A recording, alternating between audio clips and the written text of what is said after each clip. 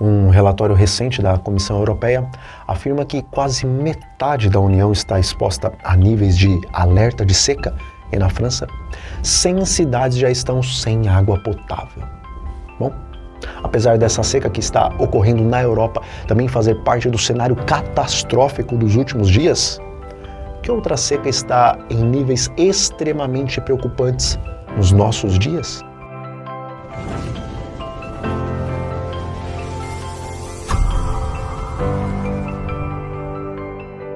Olá, meus irmãos e meus amigos em Cristo, sejam muito bem-vindos ao canal O Retorno da Glória e que a paz do nosso Senhor e do nosso Salvador Jesus Cristo esteja sobre cada um de vocês. Amém? Bom, há poucos dias eu estive aqui falando sobre a seca extrema em algumas partes ali dos Estados Unidos e que o Lago Mead, que abastece cerca de 25 milhões de norte-americanos, está hoje com apenas 27% da sua capacidade. Mas as consequências dessas ondas de calor não estão apenas atingindo os Estados Unidos, porque na Europa elas também não param de crescer. E amigos, na sexta-feira, dia 5 de agosto, o ministro da Transcrição da Ecologia da França, ele anunciou que mais de 100 cidades daquele país não têm mais água potável.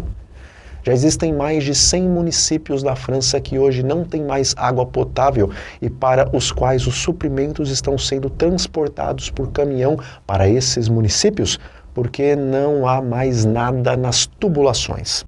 E também a primeira-ministra da França, ela ativou uma célula internacional de crise para lidar aí com essa seca e o gabinete dela classificou a seca que a França está agora passando como a pior já registrada naquele país.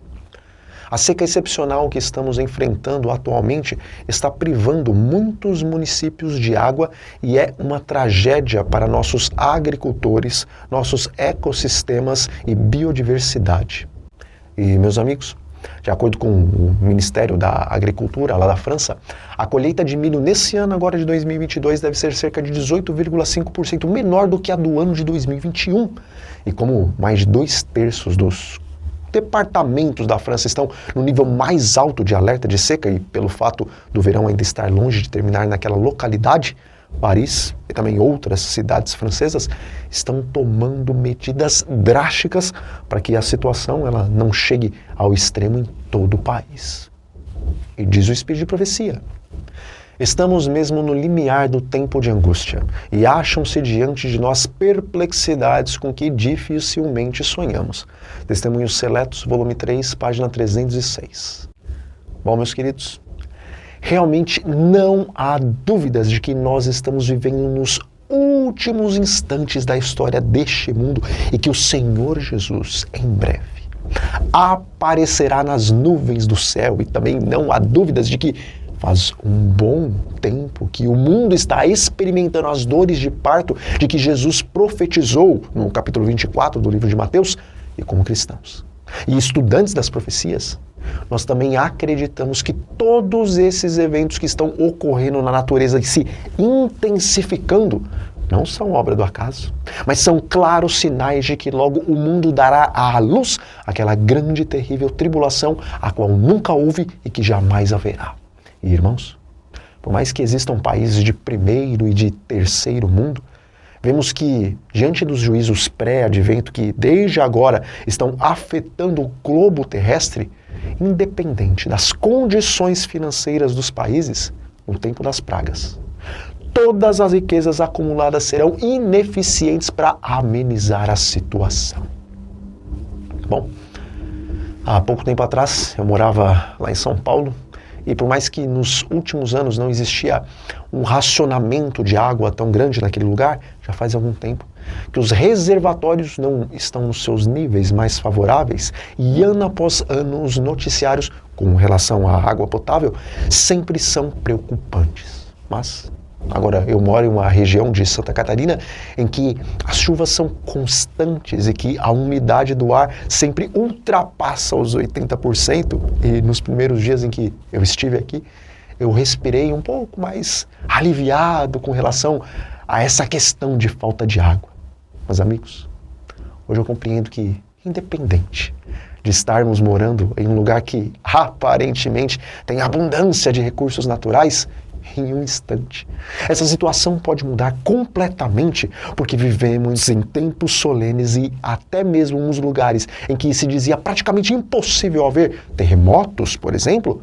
O Espírito de Profecia nos ajuda a compreender que nesses últimos dias a situação vai mudar. E mesmo nesses lugares haverão sim terremotos. Ou seja, a nossa segurança deve ser tão somente Jesus e não a localidade na qual vivemos, porque a promessa de que o nosso pão e a nossa água seriam certos não é pelo fato da localidade em que estaríamos, mas sim pelo fato de termos fé que o Senhor vai suprir a necessidade dos seus filhos nesses últimos dias. Mas, voltando ao assunto da seca, embora tanto a Europa como alguns países da América, principalmente os Estados Unidos, estejam nessa situação de seca e de seca extrema, já faz algum tempo, em que uma outra seca, muito pior do que a seca física, tem afetado o povo de Deus. E amigos, em 2 Samuel, no capítulo 1, versículo 21, nós encontramos ali uma maldição sobre os montes de Gilboa para que neles não mais caíssem nem chuva e nem orvalho, e para que os campos daquele lugar não mais produzissem qualquer coisa que se poderia oferecer como oferta, porque ali Saul e seu filho Jonatas e também um grande número do exército de Israel foram mortos pelo inimigo. E, se utilizando desse versículo, Ellen White disse o seguinte: a religião formal não atenderá às necessidades da época presente. É-nos possível praticar todos os atos externos de culto e ainda assim estarmos destituídos da influência vivificante do Espírito Santo, como do orvalho e da chuva estavam os montes de Gilboa. Necessitamos todos da rega espiritual, bem como dos brilhantes raios do sol da justiça, para nos suavizar e subjugar o coração. Serviço Cristão, página 201.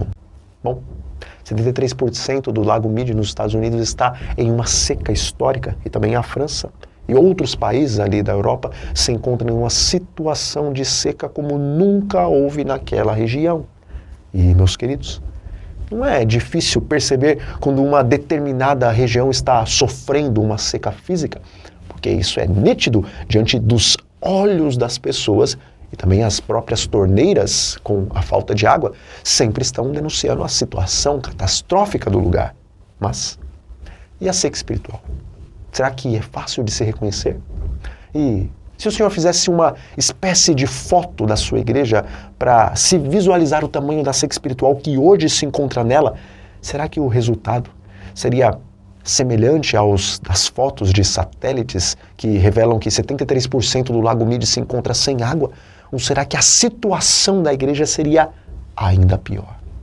Veja, como eu disse, é fácil detectar a seca física pelo fato de que a situação se encontra bem diante dos olhos das pessoas. Mas a seca espiritual na igreja em Laodiceia é muito difícil de ser constatada, porque na carta à igreja em Laodiceia, no capítulo 3 do livro do Apocalipse, ali Jesus nos diz que em nossos corações pensamos que espiritualmente estamos ricos e abastados, quando na verdade somos miseráveis, pobres, cegos e nus. E o motivo de não enxergarmos a nossa situação de seca espiritual é porque não temos aquele divino colírio, o Espírito Santo, que nos dá o discernimento espiritual para então compreendermos a nossa real situação.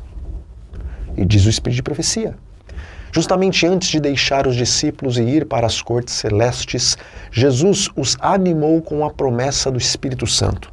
Essa promessa tanto pertence a nós como pertenceu a eles. No entanto, quão raramente é apresentada ao povo e pregada a sua recepção na igreja.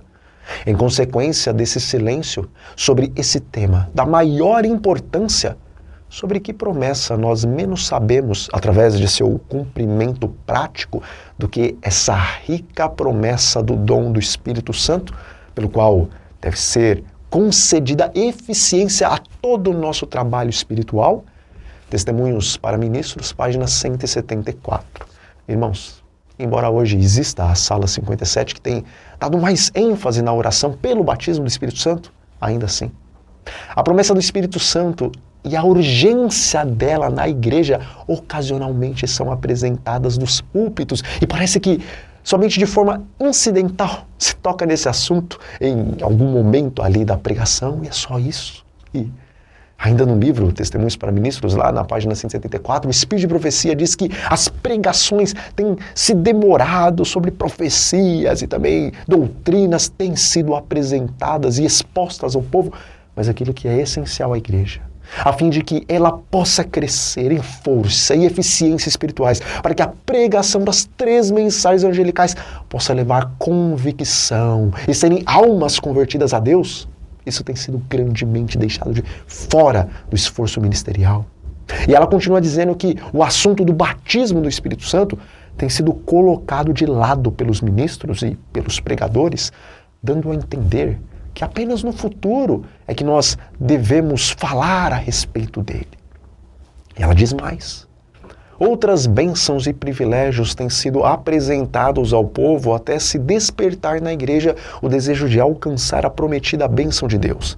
Mas a impressão quanto ao Espírito Santo tem sido a de que esse dom não é para a igreja agora, mas a de que em algum tempo no futuro será necessário a igreja recebê-lo. Testemunhos para Ministros, páginas 174 e 175. Amigos, fazer a recolta é uma bênção.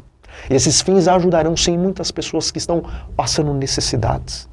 Também arrecadar meios para conseguir reformar ou construir uma igreja também pode ser uma grandiosíssima bênção. Fazer alguns apelos para a igreja comprar uma determinada quantidade de livros para distribuí-los no bairro também é algo louvável, meus amigos. Também é bom fazer esforços para que no batismo da primavera todos os verdadeiros interessados venham a descer às águas batismais. Contudo, existe um grande esforço e um empenho da parte dos ministros e também da parte dos líderes leigos da nossa igreja em animar o povo para se alcançar essas bênçãos, mas nós vimos nesse texto inspirado do Espírito de Profecia que muitas vezes Satanás não ficará tão desesperado em estarmos unindo as nossas forças para alcançar uma determinada bênção, desde que não estejamos unindo as nossas forças para despertar a igreja a fim dela estar buscando, acima de todas as outras bênçãos, o batismo do Espírito Santo. Meus queridos, não se enganem. Porque aparentemente a igreja pode estar prosperando em seus projetos, enquanto espiritualmente ela está tão seca e improdutiva como os montes de Gilboa e em uma situação tão alarmante quanto a situação da França e da Europa com relação à seca atual.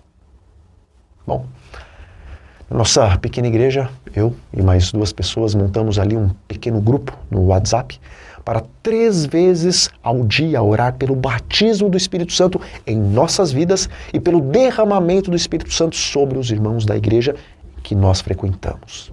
E, além de orarmos essas 3 vezes ao dia, todos os dias da semana, nós também estabelecemos um encontro específico para orar e falar sobre o batismo do Espírito Santo, e a cada 15 dias, 1 hora antes do culto do domingo, nós estamos nos reunindo na igreja com todos os irmãos que desejam participar.